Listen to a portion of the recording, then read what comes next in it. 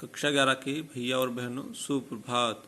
आज हम chapter number 2 मात्रक मापन तथा त्रुटि विश्लेषण का दूसरा लेक्चर पढ़ेंगे। अब तक हम मूल राशियाँ, मूल मात्रक, व्युत्पन्न राशियाँ, व्युत्पन्न मात्रकों को पढ़ चुके हैं। आज है पहला टॉपिक मात्रकों की पद्धतियाँ, सिस्टम ऑफ यूनिट।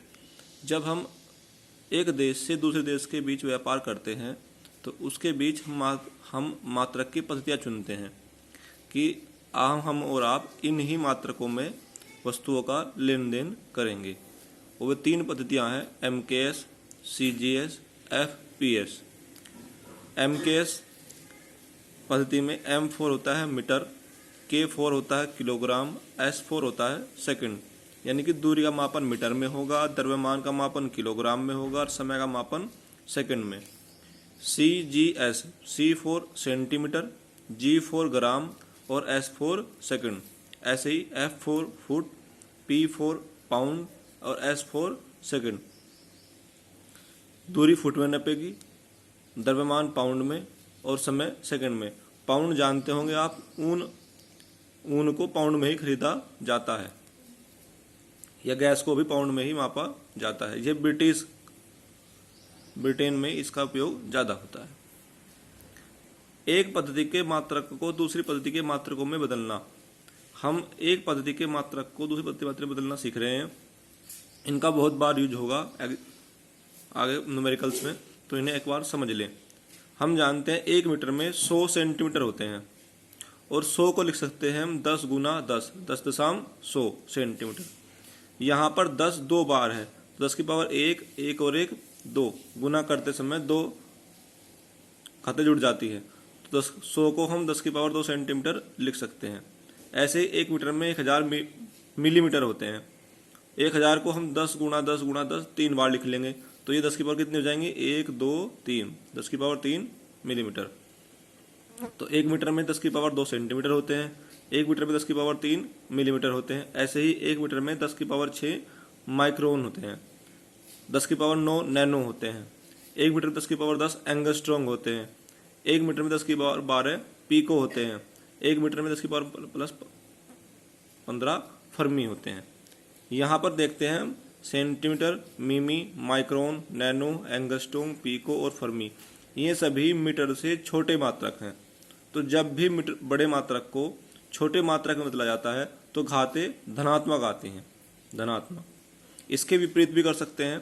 कुछ न्यूमेरिकल में वैल्यू सेंटीमीटर में दी होगी, हमें मीटर में चेंज करनी होगी। तो अगर कोई वैल्यू सेंटीमीटर में दी हो और उसे मीटर में चेंज करना हो तो 1 सेंटीमीटर में 10 की पावर -2 मीटर, मिमी में 10 की पावर -3 मीटर, माइक्रोन 10 की power -6, nano -9, angstrom -10, pico -12, fermi -15। यहाँ पर घाते धनात्मक थी और यहाँ पर घाते कैसी हैं? ऋणात्मक हैं। ये क्यों आई ऋणात्मक? इसे एक एग्जाम्पल द्वारा समझ सकते हैं। क्योंकि 1 मीटर बराबर 100 सेंटीमीटर होता है, तो 100 सेंटीमीटर बराबर हो गया 1 मीटर के। 1 सेंटीमीटर वैल्यू निकालने के लिए 100 1 के बटे में चला जाएगा, तो 1/100 मीटर। 100 को लिख लेंगे 10 की पावर 2 मीटर। जब ये 10 की पावर 2 ऊपर जाएगा तो उसे घात का साइन बदल जाएगा, तो ये प्लस से -10 की पावर -2 मीटर। तो 1 सेंटीमीटर में 10 की पावर -2 मीटर होता है। तो हम कह सकते हैं कि जब बड़े मात्रक को छोटे में बदला जाएगा तो घात प्लस की आएगी, और जब छोटे को बड़े में बदला जाएगा तो घात माइनस की आएगी। इन मात्रकों के अलावा कुछ विशेष मात्रक भी होते हैं। जैसे लंबी दूरी को मापने के लिए हम प्रकाश वर्ष का उपयोग करते हैं।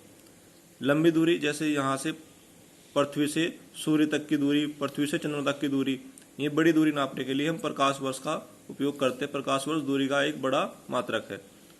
क्या होता है एक प्रकाश वर्ष?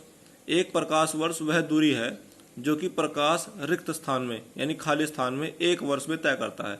यानी कि प्रकाश 1 वर्ष में जितनी दूरी तय करता है उसे ही एक प्रकाश वर्ष कहते हैं। और प्रकाश 1 वर्ष में कितनी दूरी तय करता है? 9.46 गुणा 10 की पावर 15 मीटर।